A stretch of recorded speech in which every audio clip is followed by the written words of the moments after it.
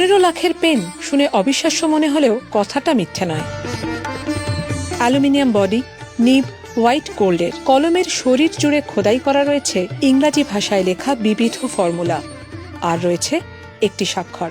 জার্মানির শতাব্দী প্রাচীন মোবলা সংস্থা এই কলম তৈরি করেছে। লিমিটেড এডিশনের এই কলম উৎসর্গ করা হয়েছে বিজ্ঞানী অ্যালবার্ট আইনস্টাইনকে। কলমের নকশায় খোদাই করা সব ফর্মুলাই আইনস্টাইনের ডায়েরি থেকে সংগৃহীত। স্বাক্ষরটিও জার্মান বিজ্ঞানী আইনস্টাইনেরই, যার বিখ্যাত থিওরি E=mc²।